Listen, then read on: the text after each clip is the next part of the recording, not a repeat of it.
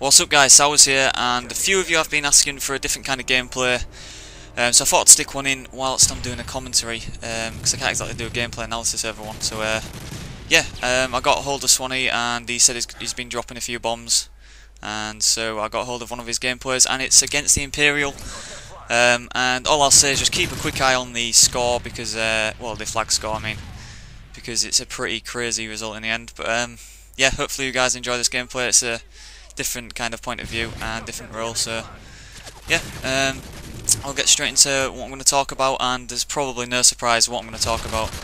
It's all about EGL5 this weekend.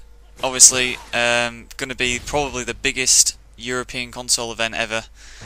The amount of interest from teams is absolutely incredible, from the past, from what we've seen. And I did talk about one in one of my commentaries before, about how small the community was back in the start and how big it is compared to those days now, and it's even bigger than what we actually thought we would get. I mean, we were thinking we might get around 70 teams, I think I said in our commentary.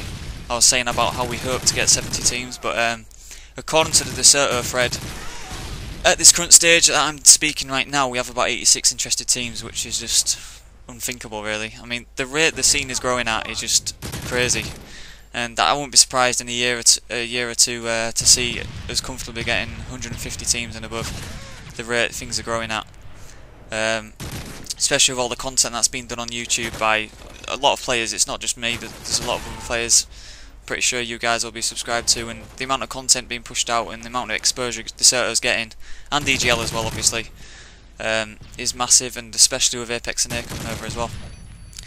But yeah, I mean, the seeds were recently released for the tournament, which are a huge part of the event, especially for the top teams. I mean, it decides our brackets, it decides who we're going to play, and it kind of decides who we might want to not scrim against and who we might want to scrim against.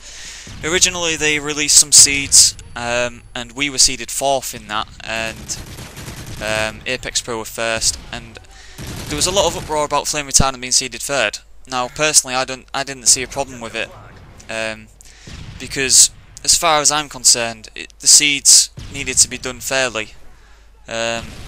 And the only fair way to do it was to do an opinion vote.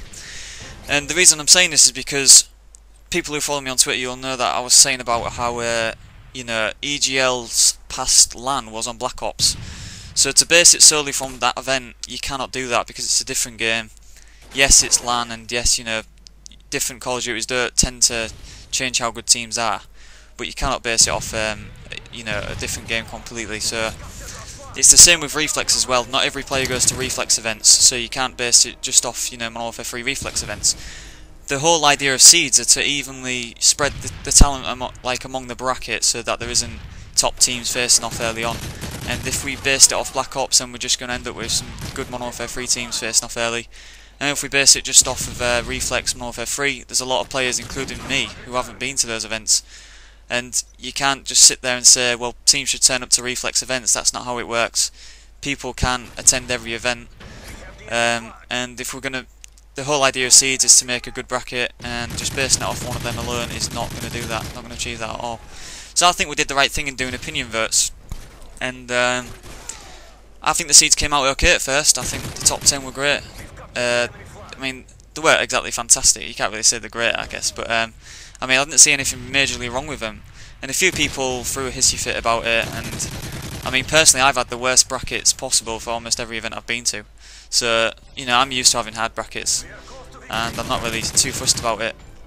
But some teams weren't happy at all in the top 10, and there was a big fuss made up about it, and EGL decided that they'd redo the seeds. Now, the problem I had with this is that when you're doing an opinion vote, and I think they took the votes off, you know, the top 16 teams, you know, roughly top 16 teams. The thing with doing that is it's not biased. There's a good 16 people voting, so how can it be biased? Whereas at the moment they've updated the seeds, which I'll talk about in a minute, and I think that was that must have been decided by, you know, a few people just talking in the Skype chat, and it won't have been players either. So these people have just sat there and edited the seeds to their liking.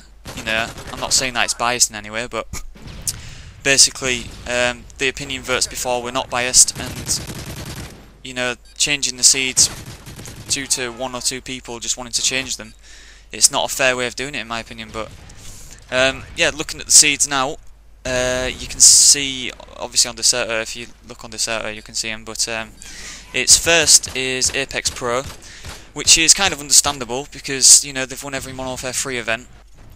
Not every one actually, sorry. They've won every Reflex event, but not the Battle of Amsterdam. So, you know, it's no surprise to see them getting a strong seed. But I think the confusing thing for me is Apex NA a second seed. Now, I don't see why, if they've edited the seeds, I don't see why Apex NA would be second seed. Because what makes Apex NA not as good as Apex Pro, but better than all the other EU teams?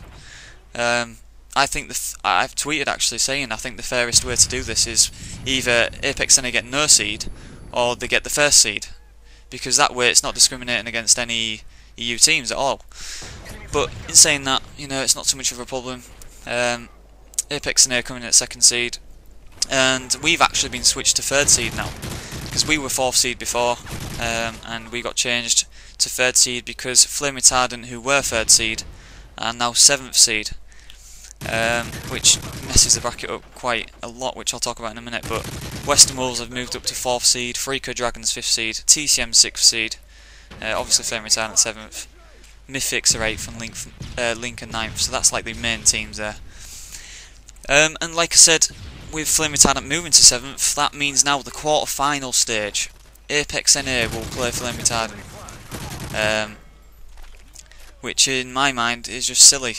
They shouldn't be meeting at that stage. Before, when they were seeded 1st, they'd have met at the semi-finals, which is fair enough, but they're two of the top favourites for the event, and they're meeting in the quarter-finals. And you know, whether those two teams are too fussed about that, I'm not sure, but personally I don't think that's right. But that's just how it goes, that's how seeds go. I mean, at EGL4 I had to play Mythics, who were undefeated on Black Ops at the time, with my pickup team Enigma, and we beat him eventually. But, you know, sometimes you're going to get hard brackets and you've got to deal with it, but at the same time I think this was avoidable, and I don't see why they changed the top 10 personally. But yeah, it's resulted in them two meeting in the quarterfinals.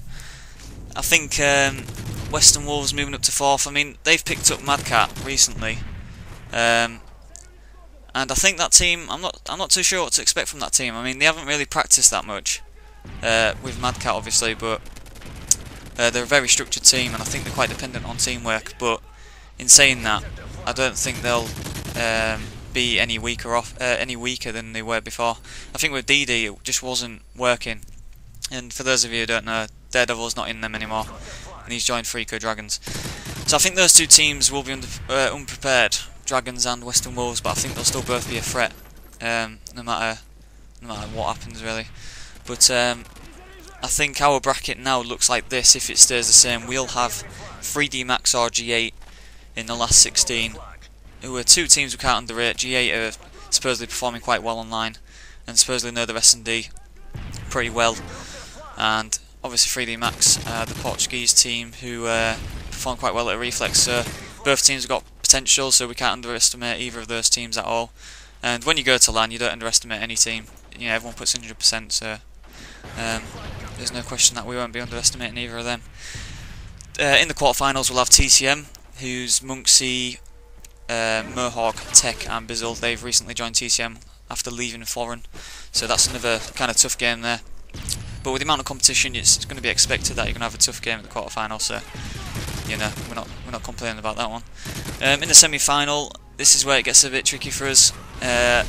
Apex NA or Flame Retardant. So we'll play the winner of that game, and the winner of that game will be pretty pumped after beating one or the other. I mean, Apex NA know how good Flame Retardant are after that show match, and obviously, you know, if Flame Retardant were to beat Apex NA, they'd be riding high.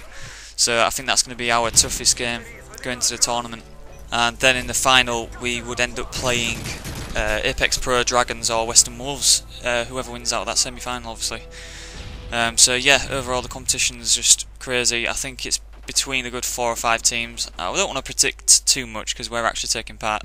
I usually just predict if we're not taking part in the tournament or whatever. But yeah, we'll be staying at the Norbeck Hotel, which is the actual venue, so it's pretty handy really. But if any of you guys see us walking about, any of our team, or see me walking about, don't be afraid to say hi.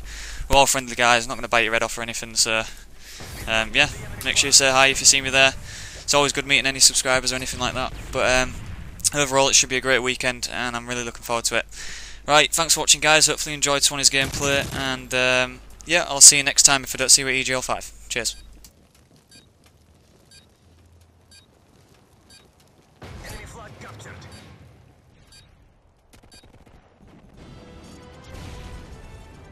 Your work is appreciated. Well done.